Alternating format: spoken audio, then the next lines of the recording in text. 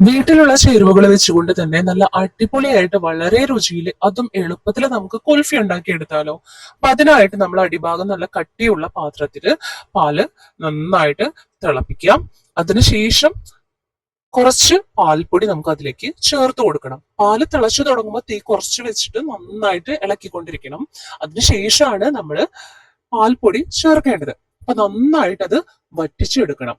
നമ്മൾ എടുത്ത പാലിന്റെ ഏകദേശം പകുതിയോ അതിൽ താഴെ ആകുന്നത് വരെ നമ്മൾ നന്നായിട്ട് അത് വറ്റിച്ചെടുക്കണം.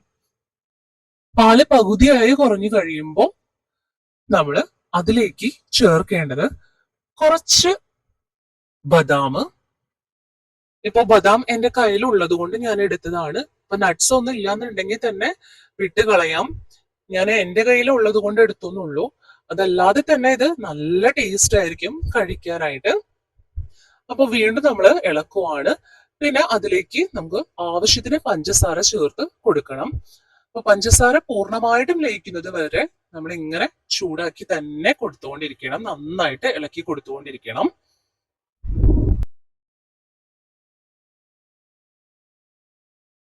തീ നന്നായിട്ട് കുറച്ച് വെക്കണം.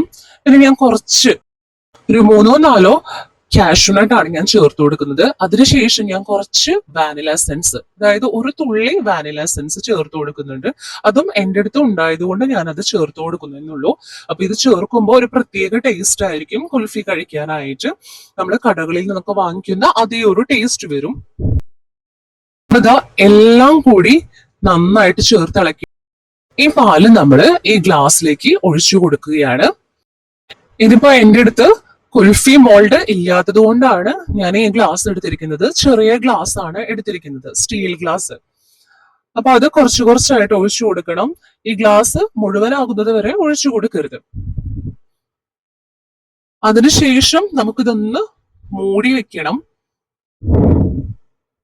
അപ്പൊ അതിനായിട്ട് ഞാൻ എടുത്തിരിക്കുന്നത് ഫോയിൽ പേപ്പർ ആണ്. അപ്പൊ ഫോയിൽ പേപ്പർ കൊണ്ട് ഇത് നന്നായിട്ട് അടച്ചു മൂടിയിട്ടുണ്ട്. എന്നിട്ട് കത്തി ഉപയോഗിച്ച് നമ്മൾ ഒന്ന് ചെറുതായിട്ടൊന്ന് കട്ട് ചെയ്തിട്ടുണ്ട്.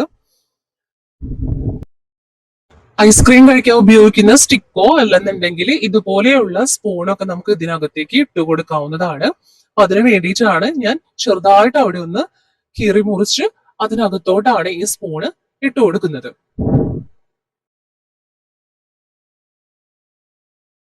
അപ്പൊ ഇങ്ങനെ ചെയ്യുകയാണെന്നുണ്ടെങ്കിൽ നമുക്ക് ഈ ഒരു സ്റ്റിക്ക് പിടിച്ച് കഴിക്കാനായിട്ട് പറ്റും.